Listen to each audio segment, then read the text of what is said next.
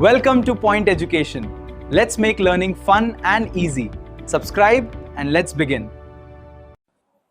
देखो next topic है heating effect of electric current. Heating effect का मीनिंग क्या है यहाँ पे? हीटिंग इफेक्ट का मीनिंग क्या है? हीटिंग इफेक्ट का मीनिंग है कि इलेक्ट्रिक करंट से कैसे हीटिंग इफेक्ट जनरेट होता है। मतलब बहुत सारे एग्जांपल हैं तुम्हारे, जैसे पहले के टाइम पे वाला बल्ब यूज किया जाता था, तो इस बल्ब में एक वायर होती थी टंगस्टन। उस टंगस्टन क्या करती थी, उसमें करंट पास होता था और फिर वो वायर क्या करती थी, ग्लो करती थी, और ग्लो करने की वजह से हीट प्रोड्यूस होती थी। इसलिए तुम इन वाले बल्ब को छू भी नहीं पाते थे, बहुत गर्म होते थे। तो करंट की वजह से हीट जनरेट हो रही है, करंट की वजह से हीट जनरेट हो रही है। जैसे हीटर का यूज करते हैं आजकल, हीटर में भी क्या होता है, इलेक्ट्रिसिटी से कनेक्ट करते हैं और जो ये अंदर की तरफ जो ये वायर्स या ये जो रोड्स होती हैं ये ग्लो करती हैं। अब इन वायर्स में क्या होता है, करंट फ्लो करता है और करंट फ्लो होने की वजह से रेजिस्टेंस यहाँ पे मेन कारण है करंट का हमारे। अब ये हीटिंग इफेक्ट होता क्यों है, किस कारण से होता है, पहले वो समझते हैं। हमें पता है कि करंट बनता कैसे है। करंट बनता है फ्लो ऑफ इलेक्ट्रॉन से। किससे बनता है? फ्लो ऑफ इलेक्ट्रॉन से। करंट, इलेक्ट्रॉन्स क्या करते हैं, फ्लो करते हैं, उस वजह से करंट जनरेट होता है। अब इन्हीं इलेक्ट्रॉन्स को रोकने का काम करता है रेजिस्टेंस। मतलब रेजिस्टेंस एक प्रॉपर्टी है, मतलब रेजिस्टेंस समझ लो कुछ भी है। रेजिस्टेंस क्या करता है, इनको जाने से रोकता है। अब क्या होता है कि इलेक्ट्रॉन्स तो आगे जाना चाहते हैं, लेकिन ये प्रॉपर्टी क्या होती है रेजिस्टेंस की, वो उसे रोकती है आगे जाने से। इस वजह से क्या होता है, एक दूसरे इनके बीच में फ्रिक्शन होता है एक तरीके से।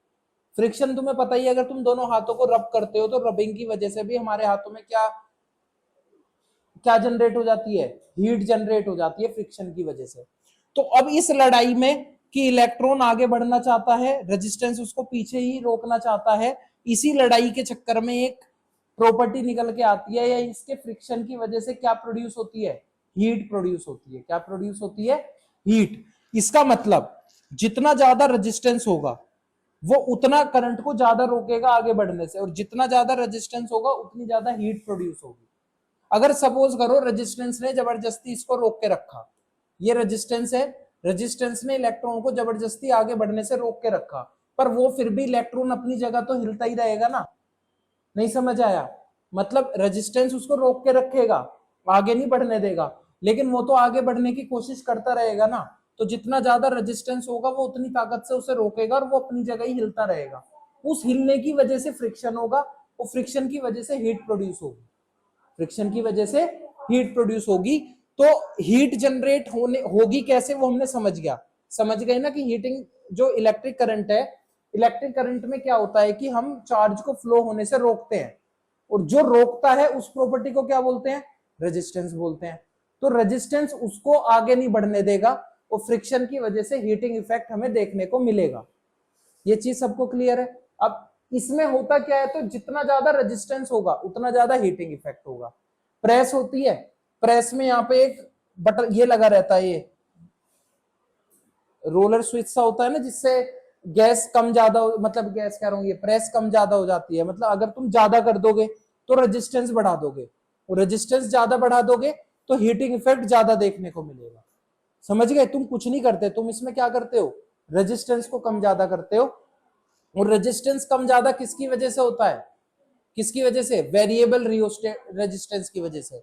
इसमें रियोस्टेट लगे रहते हैं, वो रियोस्टेट को तुम कम ज्यादा करते हो तो करंट कम ज्यादा हो जाता है। ऐसे सेम हीटर में भी होता है, शायद हीटर भी कम ज्यादा हो जाते हैं ना, तो वो भी हम क्या कर रहे होते हैं, सिर्फ हम रेजिस्टेंस को कम ज्यादा कर रहे होते हैं। ज्यादा गर्म करेंगे तो क्या होगा, करंट ज्यादा आएगा, मतलब हीटिंग इफेक्ट ज्यादा आएगा। अगर ज्यादा रेजिस्टेंस होगा और कम होगा तो कम आएगा। ये पूरा का पूरा हमारा क्या है, heating effect of electric current. Clear है सबको? देखो इसमें जो मैंने तुम्हें मेन चीज समझाई थी, अब वही चीज लैंग्वेज में लिखी हुई है कि heating effect of electric current है क्या। If an electric circuit is purely resistive, purely resistive मतलब हमने उस पर अच्छा खासा रेजिस्टेंस लगाया हुआ है।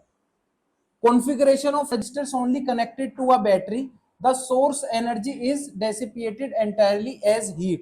तो जो अगर हम उसे एक अच्छा सोर्स दे देंगे या बहुत अच्छा रेजिस्टेंस दे देंगे, तो वही एनर्जी हमारी हीट की फॉर्म में दिखेगी और उसी को हम क्या बोलेंगे, heating effect of electric current बोलेंगे।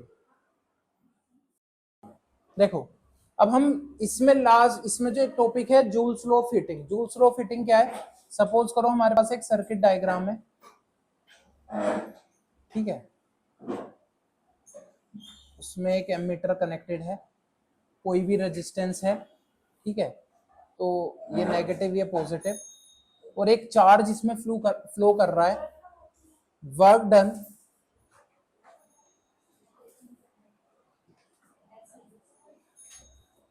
फॉर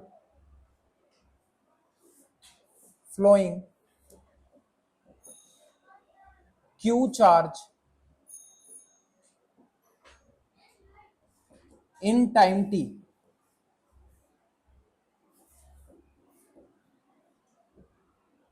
देखो अगर जो भी वर्क डन है, वर्क डन एनर्जी की फॉर्म में स्टोर होता है, तो हमारा एक फॉर्मूला है पोटेंशियल डिफरेंस का, V किसके इक्वल होता है, वर्क डन अपॉन चार्ज के। तो यहां से वर्क डन किसके इक्वल आ जाएगा, V Q के बराबर आ जाएगा।